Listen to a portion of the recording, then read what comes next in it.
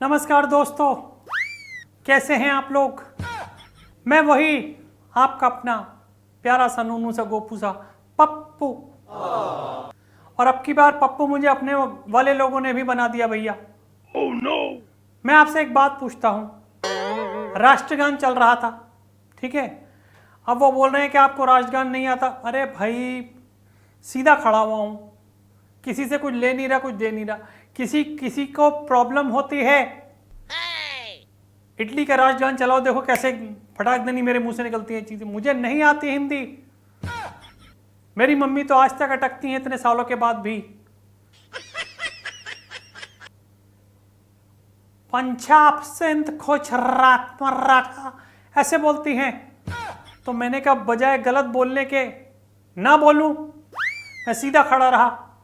और उस दिन एक और प्रॉब्लम थी, सुबह मेरा पेट जो था वो क्लियर भी नहीं हुआ था और मुझे बहुत तेज लगी हुई थी।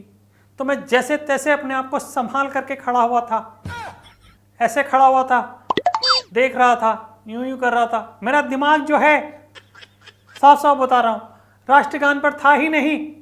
Oh no! अगर होता तो भी मैं ऐसे ही खड़ा होता। अब आप पूछिए क्यों, पूछिए क्यों। तो जवाब ये है भैया, साथ साथ तो वो गाएगा ना जिसको आता हो, जिसने देश को अपना माना हो, Oh no! जो देश की संस्कृति का हो, जिसको पता हो कि इस लाइन के बाद अगली लाइन क्या आएगी। मैं मिक्स कर देता हूं क्योंकि याद ही नहीं किया कभी।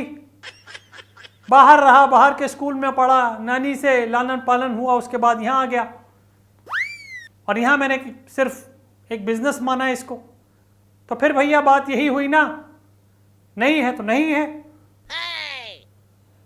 समझते नहीं है ये लोग यार। मेरे वाले शुरू हो गए कांग्रेसी।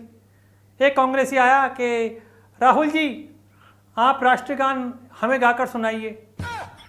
मैंने कहा देख ऐसा है, मेरे पास सीटें कम हो रही हैं, वोटर कम हो रहे हैं, लोग कम हो रहे हैं। अगर तुझे राष्ट्रगान सुनाऊंगा भैया तो मेरा एक कार्यकर्ता और कम हो जाएगा और आगे जाकर के तू अपना वायरस जो छोड़ेगा लोगों में कि इसको तो राष्ट्रगान भी नहीं आता है, तो सोच के कितने और कम हो जाएंगे। समझ रहे हो भैया। तो बस ये समझवा करके, ये बता करके मैंने अपना पिंड छुड़ाया, पीछे छुड़ाया। लेकिन हद होती है। मेरा बैठने का मन था लेकिन मैं तब भी खड़ा हुआ कि चलो राष्ट्रगान चल रहा है, चलो खड़े हो जाते हैं। अगर गलती से मैं बैठा रह जाता कि मेरे पैर में दर्द है तो ये लोग तो मेरा वहीं पे ही Oh no! कर देते, पर नहीं, समझते नहीं है ये। आप मुझसे किसी गेम के बारे में पूछो, वीडियो गेम में कितने सेट डलते हैं उतने उसका पूछो, पोगो कितने बजे आता है उसका पूछो, छोटा वाला भीम कितने बजे आता है पूछो, मैं सब बताऊंगा भैया। क्योंकि वो मेरी इंटरेस्ट है, वो मेरी हॉबी है। ये ना मेरा इंटरेस्ट है ना मेरी हॉबी है पॉलिटिक्स। ये तो सिर्फ मम्मी की तरफ से मैं झोंका गया हूं और उस झोंकने की वजह से भैया मुझे ये सब क्रियाकलाप करनी पड़ती हैं। एक मम्मी मुझे एक वो बना करके देती हैं, अब ये वाला चलो कि एक है तो सेफ है। मैंने कहा मम्मी ये तो आप मोदी जी की नकल कर रही हो। तो बोलती ना खाल खार खार खे ही तू वहां तक पहुंच जाएगा तो मैं समझूंगी कि बहुत है। अपनी ही मम्मी को मुझ पे भरोसा नहीं है, औरों की मम्मियों का तो क्या कहूं। फिर बोलती हैं कि मुझे कोई बहू नहीं देता। अरे जब अपने बेटे पे तुम्हें भरोसा नहीं है मेरी माँ को, तो किसी और की माँ को कैसे भरोसा होगा कि उसको अच्छा जमाई मिल रहा है। कभी कभी मैं ज्ञान की बात करता हूं। और आपको एक ज्ञान की बात और बताऊं, ज्ञान इंडिया से शिफ्ट हो गया है, अमेरिका चला गया है। मेरा दोस्त है। अच्छा वो वाला ज्ञान, वो तो है ही नहीं ना, उसके बारे में तो क्या ही बोलूं।